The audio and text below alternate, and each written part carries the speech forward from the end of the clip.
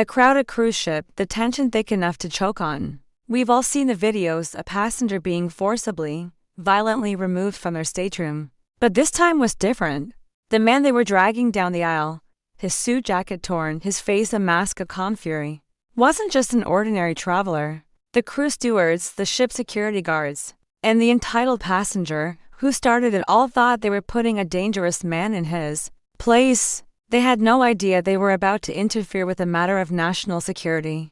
They were about to assault a federal agent. And in doing so, they weren't just about to lose their jobs. They were about to bring a world of karmic justice down upon themselves. That would shatter their lives forever. Stay tuned to find out what happened when they panicked after he showed his FBI badge. What city are you watching this video from, and what time is it? By the way, if you're enjoying my videos, I'd be so happy if you could subscribe to my channel and like this video. The main passenger deck of the Monarch Cruise Line's luxury ship, the MV Odyssey, bound for the Bahamas on a 14-day transatlantic crossing from the port of New York Cape Liberty, was a familiar symphony of controlled chaos. The low hum of the auxiliary power unit, the incessant beeping of stateroom key cards, the clatter of carry-on luggage being forced into stateroom storage. It was all background noise to Special Agent Adrian Thorne. He sat in Deck 7, Room 2145, an interior stateroom in the standard stateroom section. To the casual observer, he was just another businessman. His bright blue suit was impeccably tailored, but not flashy. His leather briefcase, resting neatly under the seat in front of him, was worn, but of high quality. He was reading a paperback novel, a dog-eared thriller, but his eyes rarely registered the words on the page. His focus was elsewhere. His senses were cast like a net across the deck. He noted the young couple in Deck 8, Room 3122, their nervous energy suggesting a honeymoon or a first big trip. He registered the exhausted-looking mother in Deck 6, Room 1104, trying to soothe a restless toddler. And he catalogued the man in the suite deck in Room 120 to the target. The target's name was Elias Vance. Publicly, he was a mid-level acquisitions consultant for a multinational logistics firm. Privately, the FBI's counter-espionage division knew him as a ghost, a freelance intelligence broker who sold corporate and state secrets to the highest bidder. He was notoriously slippery, a man who left no digital footprint and changed identities like most people change shirts. For 6 months, Adrienne had been living and breathing Elias Vance, and this cruise was the culmination of that exhaustive chase. Vance was on his way to the Bahamas to sell sensitive U.S. cyber infrastructure blueprints to a foreign national. Adrienne wasn't there to arrest him, not yet. The plan was to shadow Vance, identify the buyer in the Bahamas, and dismantle the entire network in one fell swoop.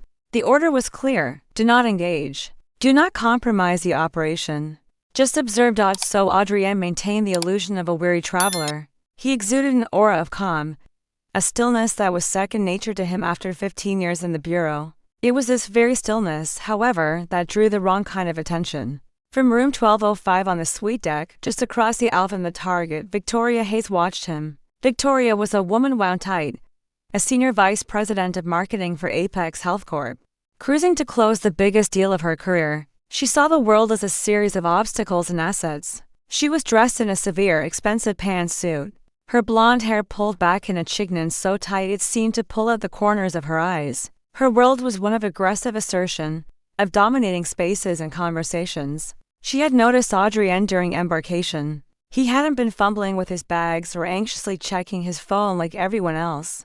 He had moved with a quiet economy, his eyes sweeping the deck with an unnerving placidity. And now he just sat there holding a book but not reading it. His gaze would occasionally drift forward toward the suite deck, toward where she was.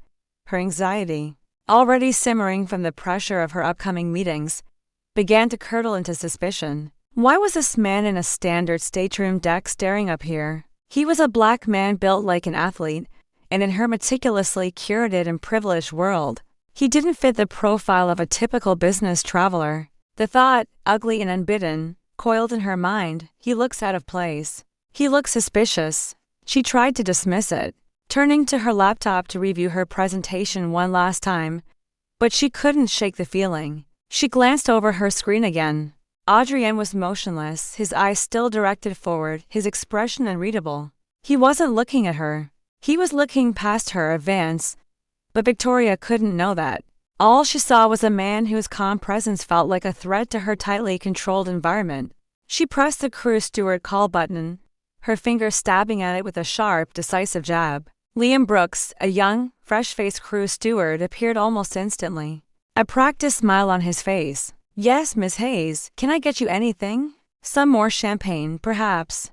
Victoria lowered her voice to a conspiratorial whisper, her eyes darting towards Adrienne.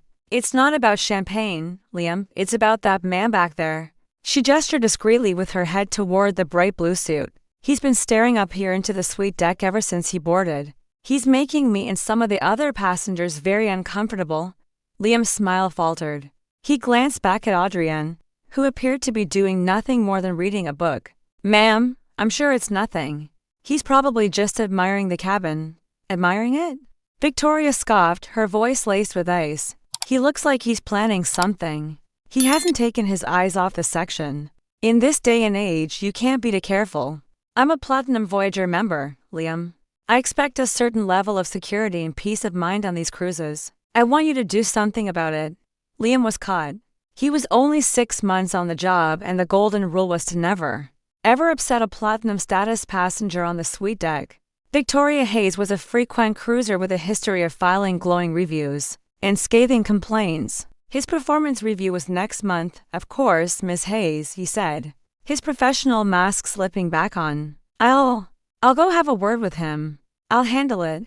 As Liam turned and walked down the aisle toward Deck 7, room 2145, a knot of dread tightened in his stomach. He didn't know it yet, but he was about to make the worst decision of his life, setting in motion a chain of events that would unravel not only his career, but the carefully laid plans of the Federal Bureau of Investigation. The unseen current of tension on the MB Odyssey was about to break the surface. With catastrophic force, Liam Brooks approached Deck 7, room 2145 with a forced, placating smile. He felt the eyes of the suite deck, especially Victoria Hayes's, burning into his back. He leaned down, keeping his voice low to avoid making a scene. "Excuse me, sir," he began, his voice a little shaky. "I'm Liam, one of the crew stewards today. I just wanted to check in and make sure everything is all right." Agent Adrian Thorne slowly lowered his book, his eyes meeting Liam's. They were calm, steady, and betrayed nothing. This was the moment his training kicked in. "De-escale it, deflect, maintain cover, everything's fine." Adrian replied, his voice a low, even baritone. "Just settling in for the long voyage." "That's great to hear," Liam said, fumbling for the right words. "It's just that we've had a complaint from a passenger on the suite deck. They felt you were staring into their cabin. It's made them a bit uneasy." Adrian held Liam's gaze. He could feel the operation teetering on a knife's edge. Vance was just a few rows ahead. Any commotion could spook him. If Vance realized he was being watched, he'd bolt the moment they landed in the Bahamas, and the entire 6-month investigation would be vaporized. "I wasn't staring at any passenger," Adrian said, his tone firm, but not aggressive. "I was just looking forward, spacing out." Long day. It was a plausible lie, the kind any traveler might offer. He hoped it would be enough. Liam, however, was in an impossible position. He glanced back toward Victoria, who was now watching them with her arms crossed, her expression one of impatient disapproval. The pressure was immense. "Well, sir," Liam stammered, "if you could just make an effort to, keep your attention focused on your area, it would be greatly appreciated. We want everyone to feel comfortable." The request was absurd and tinged with an accusation that made Adrian's jaw tighten. He was being told where he was allowed to look. He could feel the familiar bitter sting of being singled out, a feeling he'd known his entire life, long before he ever wore a badge. But the mission was paramount, understood, Adrian said curtly, lifting his book again as a clear sign that the conversation was over. Liam scurried back to the suite deck cabin, offering a thumbs up to Victoria. "It's been handled, Miss Hayes." Victoria, however, was not satisfied. To her, Adrian's calm dismissal was not a sign of innocence, but of arrogant defiance. The man hadn't been apologetic or flustered. He'd been cold, dismissive. In her mind, this confirmed her suspicion. "Handled?" she hissed, her voice low, but sharp enough to cut. "He barely acknowledged you. He's still there, acting suspicious." Liam, I don't feel safe. That man does not belong on the ship. The phrase hung in the air. Its ugly subtext clear. He does not belong here with us. Liam single quotes as face paled. Ms. Hayes. He has a valid key card. I am telling you, Victoria interrupted, her voice rising in volume, drawing the attention of other passengers. That man is a threat. I want him removed from this cruise now. Other suite deck passengers began to murmur, their own anxiety sparked by Victoria's manufactured panic. The toddler in deck 6 started to cry, sensing the rising tension. The calm atmosphere of the deck was rapidly disintegrating. Adrien heard the commotion. He kept his eyes on his book, but every nerve ending was on fire. This was escalating far beyond a simple misunderstanding. This was turning into a full-blown incident, and Elias Vance, his target, had now subtly angled his body in his seat. His own senses clearly alerted to the disturbance. He was listening. Liam, now completely out of his depth, made his second critical error. Instead of calming Victoria down or fetching the head of guest services, the senior cruise director, he caved to her demand. He saw his career flashing before his eyes and chose the path of least resistance, which in this case meant appeasing the loudest and most privileged voice. He walked to the main galley and picked up the ship-wide phone, dialing the bridge captain. He said, his voice trembling, "This is Liam from the deck. We have a security situation. A passenger in a standard stateroom is refusing to cooperate and is creating a disturbance. We need to have him removed." It was a gross misrepresentation of the facts, a cowardly lie designed to protect himself. Adrien had not refused to cooperate, nor was he creating a disturbance. The disturbance was emanating entirely from Victoria Hayes, but Liam had lit the fuse. Up on the bridge, the captain, a veteran sailor named Captain Marcus Riley, sighed. An unruly passenger was the last thing he needed before a 14-day transatlantic crossing. "All right, Liam, follow protocol. Have the dock crew send ship security to the gangway. Do not depart." Adrien saw Liam hang up the phone, his face ashen. He knew what was coming next. He had a split second to make a choice. He could flash his badge now, reveal his identity, and salvage the situation. But doing so would blow his cover completely. Vance would see everything. The entire operation would be compromised. Or he could play it out, hoping to de-escale it with the security officers, to reason with them away from the prying eyes of his target. He chose the latter, betting on the professionalism of port security. It was a bet he was about to lose. The boarding door, which had been sealed for departure, hissed open. 2 uniformed Port Authority security officers stepped onto the ship. One was a stocky older man who looked bored. The other, younger and built like a linebacker, had a stern, aggressive set to his jaw. His name tag read Officer Reed. As they walked down the aisle led by a pointing Liam Brooks, Adrien Thorne knew his day, and possibly his mission, was about to get exponentially worse. Officer Reed's presence filled the narrow aisle of the ship. He had the kind of belligerent energy that preceded him, an aura of someone who saw every interaction as a potential conflict to be won. His partner, Officer Clark, hung back slightly, his expression one of weary resignation. Liam pointed a trembling finger at Adrien. "That's him. He was causing a disturbance, making other passengers feel unsafe." Reed's eyes locked onto Adrien. He didn't ask questions. He didn't try to understand the situation. He saw a black man being pointed at by a crew steward, and immediately switched into enforcement mode. "Sir," Reed said, his voice loud enough for the entire front half of the ship to hear, "you're going to have to come with us. Grab your belongings and exit the ship." Adrien slowly placed his bookmark in his novel and closed it, setting it on his lap. He looked calmly at the officer. "There seems to be a misunderstanding, officer," he said, keeping his voice low and steady. "I haven't caused any disturbance." "That's not what the cruise crew says," Reed shot back, taking a step closer. The aisle was so narrow his belt buckle was only inches from Adrien's knees. "I'm not going to ask you again. Get your bag. Let's go." From her seat, Victoria Hayes watched with a smug sense of vindication. "See?" Her expression seemed to say, "I was right. He is dangerous." Elias Vance, the target, was now overtly watching the drama unfold. His face was a blank canvas. But Adrien knew that behind that mask, 1,000 calculations were being made. Vance was assessing the threat level, not from Adrien, but from the security officers. The entire operation was unraveling in real time. "Officer," Adrienne said, speaking directly to Reed, his tone dropping into a register of command that he usually reserved for tactical situations. "You are making a serious mistake. I need you to lower your voice and listen to me carefully." This was the wrong thing to say to a man like Reed. It was a challenge to his authority. Reed's face flushed with anger. "A mistake? You think you're in a position to tell me I'm making a mistake? The only mistake here is you not getting off this ship 5 seconds ago," Reed barked. He reached down and grabbed Adrienne's arm. "Up now." The moment Reed laid hands on him, the situation crossed a critical threshold. Adrienne's training screamed at him. An agent under non-lethal assault has a dozen ways to respond. He could break Reed's grip, disable him, and take control of the situation in under 3 seconds. But that would cause absolute chaos. It would confirm everyone's worst fears about him and send Vance running for the hills. So he did nothing. He allowed the grip to tighten, his mind racing through dwindling options. "I am not leaving my seat," Adrienne stated, his voice dangerously quiet. "You need to remove your hand from my arm. Is that a threat?" Reed sneered, his grip tightening. He looked back at his partner. "Clark, help me get him up." Officer Clark shifted uncomfortably. "Reed, maybe we should just talk to him outside." "No, we do it here." "We do it now," Reed snapped, his ego fully in control.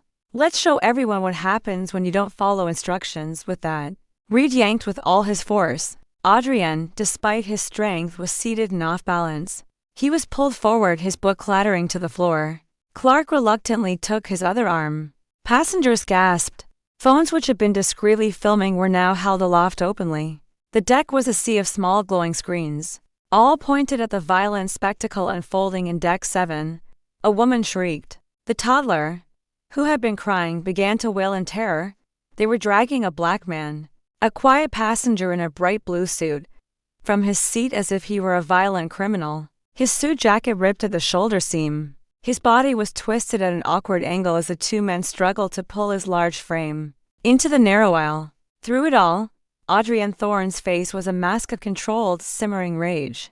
Not just for the humiliation, not just for the blatant injustice, but for the mission that was now bleeding out on the cheap carpet of a Monarch Cruise Line ship. Vance was watching everything, a faint curious smile now playing on his lips. He was enjoying the show. He likely assumed Adrienne was just some unfortunate soul. But the disruption was a gift. Any surveillance on him would be shattered by this chaos. "Stop resisting," Reed grunted, his knee digging into the side of the seat for leverage. Adrienne wasn't resisting. He was simply a dead weight, refusing to assist in his own unlawful removal. They got him into the aisle, his body bumping into the armrests. He could feel the eyes of every single passenger on him, eyes filled with fear, with pity, with scorn.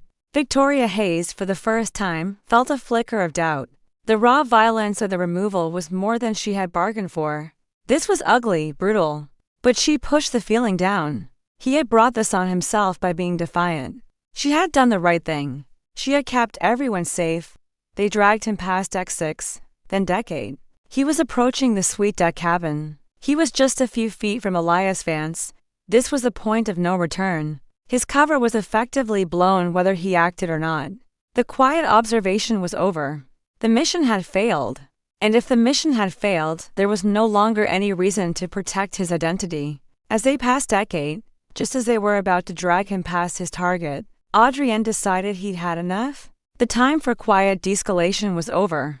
The time for consequences had begun. The chaos in the aisle reached its peak.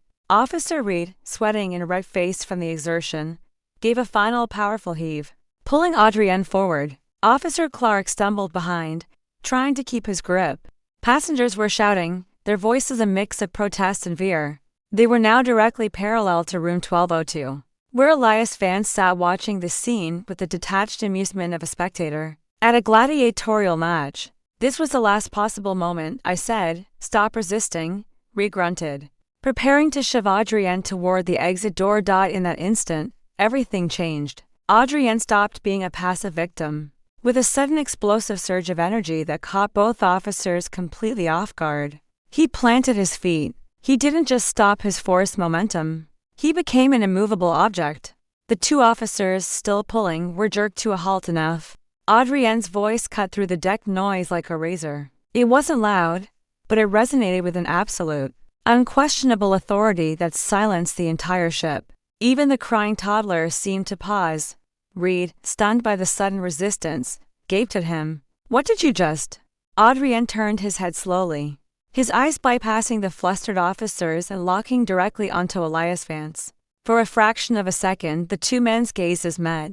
Adrienne saw a flicker of recognition, or perhaps dawning horror, in Vance's eyes before Vance quickly looked away, feigning indifference. The game was up. Then Adrienne turned his attention back to the officer, whose hand was still clamped on his torn suit jacket. With a fluid motion, he reached inside his jacket with his free hand.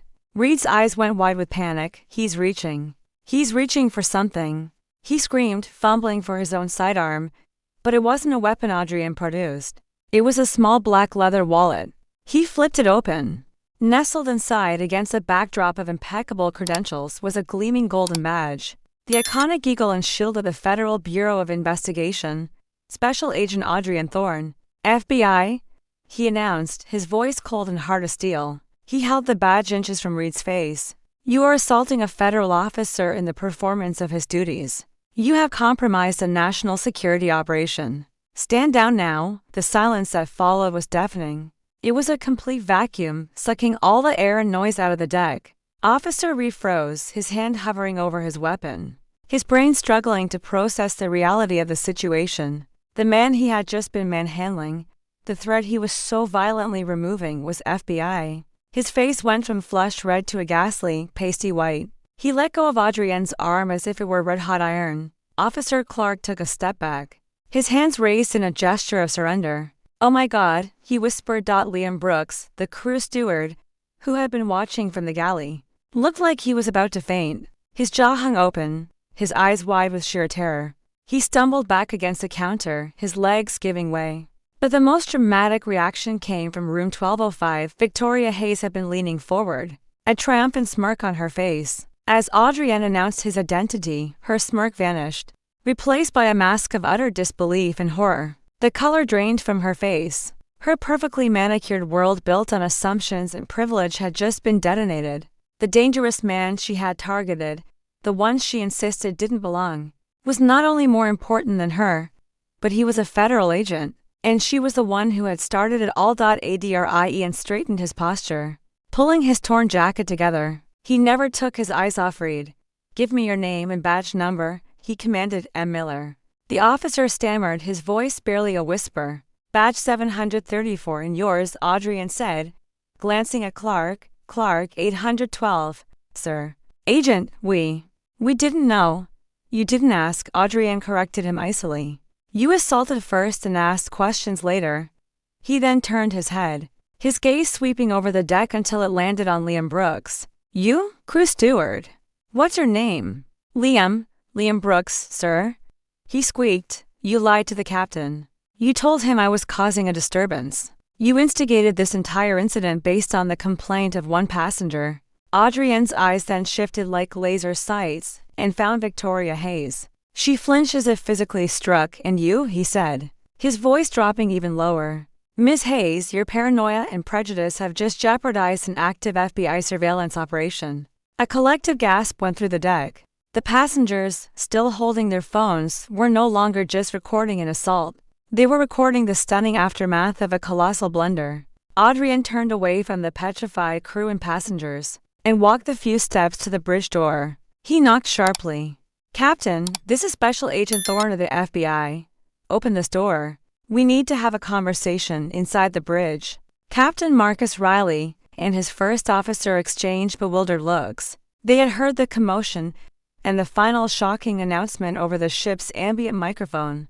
The captain unlocked the door. As Adrienne stepped inside, the deck was left in a state of suspended animation. The two disgraced security officers stood frozen in the aisle. Liam Brooks was hyperventilating in the galley, and Victoria Hayes sat rigid in her suite deck seat, the full catastrophic weight of what she had done finally crashing down upon her. She had picked a fight with the wrong man, and she was about to learn that the consequences were more severe than she could ever have imagined. The bridge door closed behind Agent Thorne, leaving the deck in a pressure cooker of whispers and horrified stares. The balance of power on the MB Odyssey had not just shifted, it had been completely inverted. The accusers were now the accused, and the victim was now the man in charge inside the bridge. Adrien was all business. "Captain Riley," he said, showing his credentials again. "I apologize for the disruption, but the situation is now critical. The man in room 1202, Elias Vance, is a subject of a federal counter-espionage investigation. My mission was to conduct covert surveillance. Thanks to the actions of your crew steward and port security, my cover is blown." Captain Riley, a man with 25 years of sailing experience, had seen everything from engine failures to mid-sea medical emergencies. But this was a first. He listened intently, his expression grim. "What do you need, Agent Thorne?" "First, we are not going back to the pier. We are departing.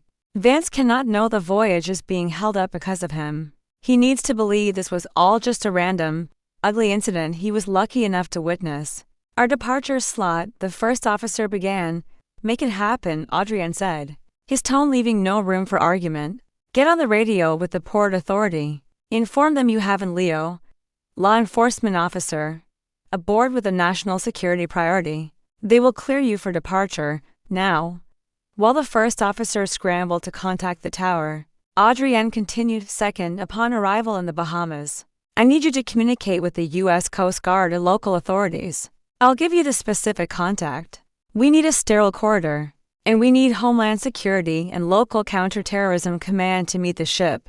The man they were supposed to help me follow is now a flight risk. Consider it done," Captain Riley said, already understanding the gravity. "Third," Adrien said, his eyes hardening. "Those two security officers, your crew steward, Liam Brooks, and the passenger in room 1205, Victoria Hayes, are not to leave the ship upon arrival. They are all material witnesses at best and at worst. They are subjects in a federal investigation for interfering with an agent. They will be detained for questioning." Captain Riley nodded slowly. "Understood." Adrien stepped back out onto the deck. The change in atmosphere was palpable. He looked at the two security officers still standing awkwardly in the aisle. "Go to the rear galley and stay there until I tell you otherwise," he commanded. "Do not speak to anyone." Reed and Clark, stripped of all their bravado, scurried to the back of the ship like chastened schoolboys. Adrien then walked over to a terrified Liam Brooks. "Get on the PA system," Adrien ordered. "Announce that we are preparing for immediate departure and that all passengers must be seated, with their life jackets secured. Then you will go to the rear galley with them, and you will wait." Liam nodded frantically, his hands shaking as he reached for the PA microphone. His voice cracked as he made the announcement. The passengers, eager for some semblance of normalcy, quickly complied. The phones, for the most part, were put away, but the damage was done. Dozens of videos of the entire incident, from the initial confrontation to the stunning reveal of the FBI badge, were already being saved, ready to be uploaded the moment the ship had a data connection. Finally, Adrien walked back to the front and stood over Victoria Hayes. She stared up at him, her face a mess of fear and confusion. The arrogance was gone, replaced by a dawning, sickening realization of her folly. I didn't," she started to stammer. "I thought you were." "I was scared." Adrien felt a flash of pity, but it was quickly extinguished by the cold reality of the damage she had caused. "You weren't scared, Miss Hayes. You were entitled. You saw a man who didn't fit your worldview of who should be on a cruise ship, and you decided he was a threat. Your complaint wasn't about safety. It was about your comfort. Your prejudice has potentially allowed a traitor to escape justice and sell secrets that could cost American lives." Each word was a hammer blow. Victoria shrank back in her seat, tears welling in her eyes. What's going to happen to me?" she whispered. "That's no longer my primary concern," Adrien replied coldly. "You will remain in your seat. You will not use your phone. You will not speak to any other passengers. When we arrive, you will wait for instructions. Is that clear?" She could only nod, a single tear tracing a path through her expensive foundation. As Adrien returned to his original stateroom, the ship's engines began to roar to life. The vessel pushed back from the pier. An uneasy quiet settled over the passengers.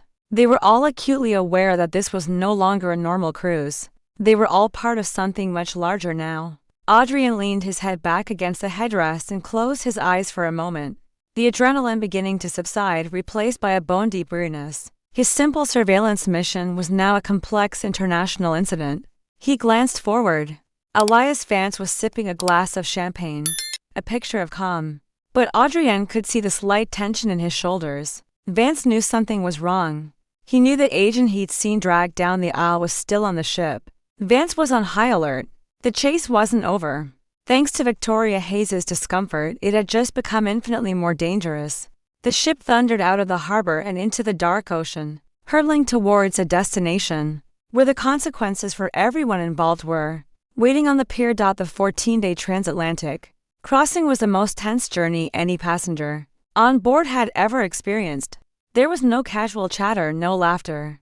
The crew stewards moved through the deck with ghost-like efficiency, their faces pale and drawn. Every passenger was acutely aware they were sailing in a steel hull with a federal agent, a suspected spy, and the three people who had nearly brought the whole operation crashing down. Agent Thorne didn't sleep. He remained in his stateroom, a silent, watchful sentinel. He coordinated with his headquarters in Quantico via the ship's satellite phone provided by the captain. A new plan was being forged in real time, one that involved a much higher risk of confrontation upon arrival. Victoria Hayes sat in her plush suite deck seat, which now felt like a prison. The luxury was a mockery. She replayed the event over and over in her mind, her initial self-righteousness curdling into a nauseating brew of regret and terror. She saw the viral storm brewing. Her face, twisted in a mask of smug accusation, would be plastered everywhere. Her career, her reputation, her carefully constructed life. She could feel it all slipping through her fingers like sand. In the rear galley, Liam Brooks, Officer Reed and Officer Clark sat in silence on the jump seats. The reality of their situation had sunk in. Reed, the aggressive enforcer, was now a slumped, defeated man. He had assaulted a federal agent. The career he had built, the authority he so clearly relished, was gone. Liam Brooks was quietly weeping. His dreams of traveling the world as a crew steward replaced by the nightmare of unemployment and potential legal charges. As the ship approached the harbor, Captain Riley's voice came over the PA, devoid of its usual cheerful warmth. Crew, prepare for docking. When the MV Odyssey arrived in the Bahamas, it did not dock at the main cruise terminal. Instead, it was guided by port vehicles to a remote, isolated pier far from the other passenger vessels. As the ship rolled to a stop, the passengers looked out their windows and saw not a gangway, but a waiting phalanx of vehicles with flashing blue lights. Men in dark uniforms and tactical gear from the local Port Authority security stood ready, their faces grim. The moment the seatbelt sign switched off, Agent Thorne was on his feet. He moved to the front of the ship, standing near the forward exit. No one is to leave their seat until instructed, he announced, his voice carrying easily through the silent deck. The ground crew connected a set of mobile stairs to the main deck door. Adrienne nodded to the head of guest services, who opened the door. Two officers, a man and a woman in plain clothes, ascended the stairs and conferred quietly with Adrienne. He pointed discreetly towards room 1202. Elias Vance, Adrienne said. He's all yours. The officers approached Vance's stateroom. Mr. Vance, we're with the authorities. We need you to come with us, please. Vance, ever the cool professional, didn't make a scene. He knew the game was over. He calmly gathered his briefcase, gave Adrienne a final, wry look of grudging respect, and was escorted off the ship into custody. The first part of the damage control was complete. The ghost had been caught. Next, it was time to deal with the fallout. Everyone, please remain seated, Adrienne said over the PA. We will now disembark the passengers who were not involved in the earlier incident room by room. Starting from the rear of the ship, this was a calculated move. It forced Victoria Hayes, Liam Brooks, and the two security officers to wait, to watch every other passenger file past them, many of whom cast glances of pure contempt their way. It was a slow, deliberate parade of their shame. Once the last uninvolved passenger was off the ship, Adrienne turned his attention to the four individuals at the heart of the chaos. An FBI legal attaché from the U.S. Embassy, a stern-looking woman named Agent Kelly, had come aboard. She addressed Reed and Clark first. Officers, you're being detained for questioning under the authority of the U.S. Department of Justice. For interfering with and assaulting a federal agent, you'll be transported to the embassy. Your careers in law enforcement are over. Reed opened his mouth to protest, but the look from Agent Kelly silenced him instantly. They were let off the ship in disgrace. Next was Liam Brooks. Mr. Brooks, Agent Kelly said, her voice devoid of sympathy. Monarch Cruise Line has already been contacted. You have been terminated effective immediately. You will also be questioned. Whether or not the cruise line or Agent Thorne decides to press civil or criminal charges against you for your role in this will be determined later. Liam choked back a sob, nodding meekly before being escorted away. Finally, Agent Kelly stood before Victoria Hayes. By now, Victoria was a shell of the powerful executive who had boarded the ship. Her makeup was smeared. Her eyes were red and puffy. Ms. Hayes, Agent Kelly began, you're a private citizen, so your situation is slightly different. You are not being arrested today. However, do not think for a moment that this is over. Agent Kelly held up her phone.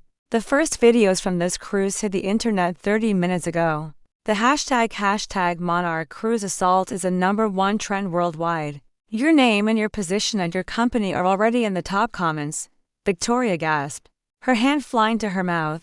I imagine by the time you get through customs, your corporate communications department will have tried to contact you multiple times. Agent Kelly continued relentlessly. This is a public relations catastrophe of your making. Furthermore, Agent Thorne is well within his rights to file a civil suit against you for defamation, harassment, and contributing to his assault. The FBI will also be submitting a formal complaint to your employer, Apex Health Corp., for your role in compromising a national security operation. I would advise you to hire a very, very good lawyer. You're free to go. It wasn't an act of mercy. It was the coldest damnation possible. They were letting her walk free into the firestorm she had created. As Victoria Hayes stumbled down the stairs onto the pier, alone and humiliated, she fumbled for her phone. The screen lit up with a terrifying number of notifications, dozens of missed calls from her CEO David Sterling, hundreds of text messages, thousands of social media alerts. She had arrived in the Bahamas not to close the deal of a lifetime, but to witness the spectacular implosion of the life she knew. The hard karma had just begun its descent. The passage of 3 months did little to erase the memory of the MV Odyssey voyage. Instead, it allowed the seeds of consequence sown at sea to grow into forests of ruin. The fallout was not a single clean explosion, but a series of relentless, grinding aftershocks that systematically dismantled the lives of those responsible. For Victoria Hayes, the karma was a meticulous, slow-motion demolition of her entire existence. Her ordeal began the second she stepped onto the pier in the Bahamas. Her phone, which had been blessedly silent during the voyage, came alive with a furious, ceaseless vibration. It was a hornet's nest of notifications, hundreds of emails, thousands of social media tags, and a log of 57 missed calls from her CEO David Sterling. She saw her face on a news monitor in the terminal, a grainy still from a passenger's video under a blazing headline. Apex Healthcare attacks FBI agent. The world knew before she did. She found a quiet corner in the arrivals hall, and finally answered Sterling's call. His voice was not angry.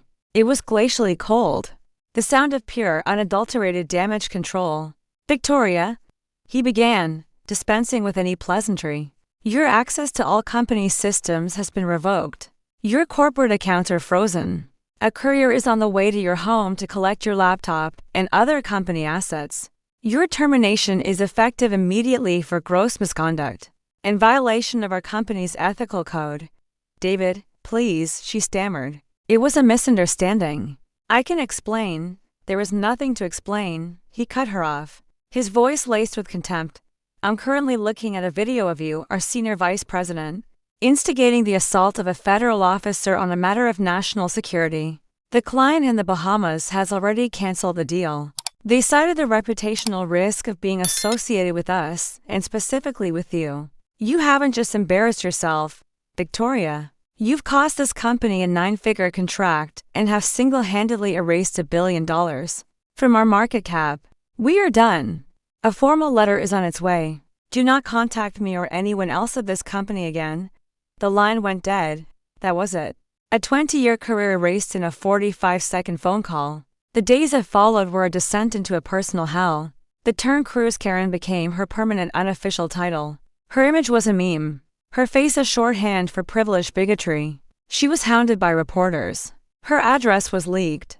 She endured pizza deliveries she didn't order and screamed insults from passing cars. Friends stopped returning her calls.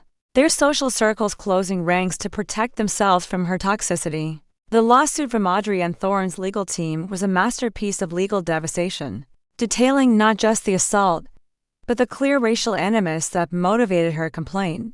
Her lawyers, after reviewing the mountain of video evidence, were blunt. Their best strategy was to mitigate the financial damage, as winning wasn't a possibility. Her lavish life, once a symbol of her success, became a gilded cage where she sat alone, watching her savings evaporate into legal fees, a pariah haunted by the ghost of the powerful woman she once was. For Monarch Cruise Line, the corporate karma was a lesson written in red ink. The boardroom in their Miami headquarters became a war room. The initial strategy of a simple apology was shredded when the FBI's involvement became public. The stock plunged, wiping out billions in shareholder value. Major corporate clients, including several government contractors, began canceling their accounts en masse, citing the cruise line's catastrophic security failure. The Department of Justice investigation was brutal. Federal auditors swarmed their offices, demanding access to every email, training manual, and employee file related to the incident. They uncovered a pattern of inadequate de-escalation training and a corporate culture that incentivized appeasing high-status passengers above all else. The resulting fine was crippling: $150 million for interference with a federal investigation and endangering an agent. The Coast Guard added its own multi-million-dollar penalty for protocol violations. The public settlement with Agent Thorne was a final nail in the coffin of their reputation. Though the amount was confidential, industry analysts estimated it to be one of the largest personal injury settlements in maritime history. As a condition, Monarch Cruise Line was forced to partner with a civil rights organization to design and implement a new mandatory cultural competency and conflict de-escalation program for all 60,000 of their employees. From the CEO down to the luggage attendants, the voyage number MV-447 was retired, a quiet admission of a shame so profound they had to erase it from their schedules. The cruise line, once a proud industry leader, was now a case study in corporate failure, its brand forever tarnished by the actions of one crew steward and one entitled passenger. For the lesser players, the consequences were just as life-altering. Liam Brooks' dream was dead, fired and disgraced. He discovered his name was radioactive in the hospitality industry. Every application he submitted was met with a polite but firm rejection. The viral videos of him pointing out Adrienne to security made him unemployable. He eventually took a job at a third-party call center handling customer complaints for an insurance company. He spent his days listening to angry people, a grim, karmic echo of the one time he failed to properly listen to a passenger's legitimate plea for reason. Officer Clark, the more hesitant of the two guards, was fired, but avoided criminal charges due to his visible reluctance in the videos and his full cooperation with investigators. He left the security field entirely, taking a job as a warehouse manager.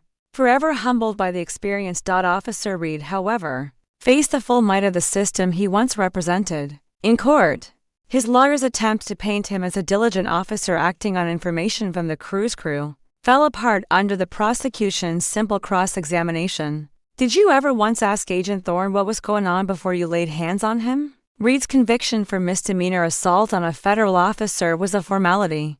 The sentence of probation was lenient, but the felony on his record was a life sentence, barred from owning a firearm and from working in any capacity of law enforcement or security.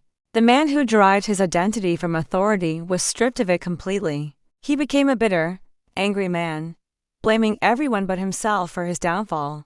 And for Special Agent Adrienne Thorne, the outcome was a complex tapestry of vindication, weariness, and newfound purpose. The successful capture of Elias Vance and the subsequent dismantling of his espionage network earned Adrienne an official commendation from the director of the FBI. During the private ceremony, the director looked him in the eye. "Adrienne," he said, "what you did to secure that asset was exemplary. But what you endured before you had to act, that was extraordinary. Your restraint under that provocation was beyond what anyone could expect. You made this bureau proud, but the pride was mixed with a deep, lingering anger. The incident had scraped away a layer of professional insulation, exposing the raw nerve of a lifetime of similar, smaller injustices. He was a patriot, a man who had sworn an oath to defend his country.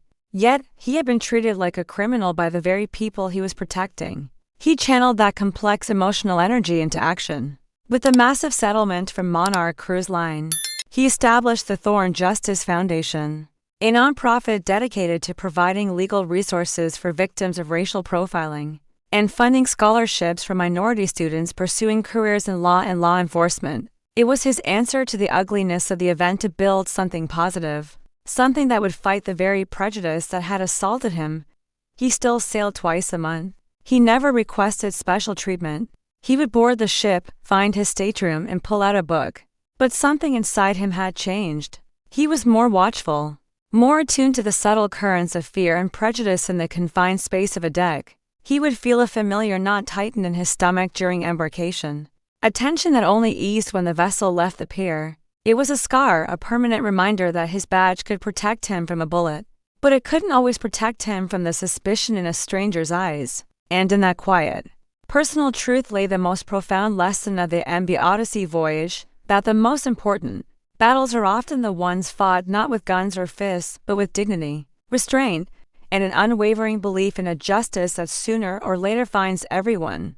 The story of the MV Odyssey voyage is a powerful and sobering reminder that our actions, born from snap judgments and unchecked prejudice, have consequences that can shatter lives. Victoria Hayes, Liam Brooks, and Officer Reed learned this the hard way when their assumptions collided with a reality they could never have predicted. They thought they were in control, but they were merely architects of their own downfall, delivering a dose of brutal, real-life karma upon themselves. Agent Audrey and Thorne's story shows us the incredible strength it takes to maintain professionalism in the face of blatant injustice.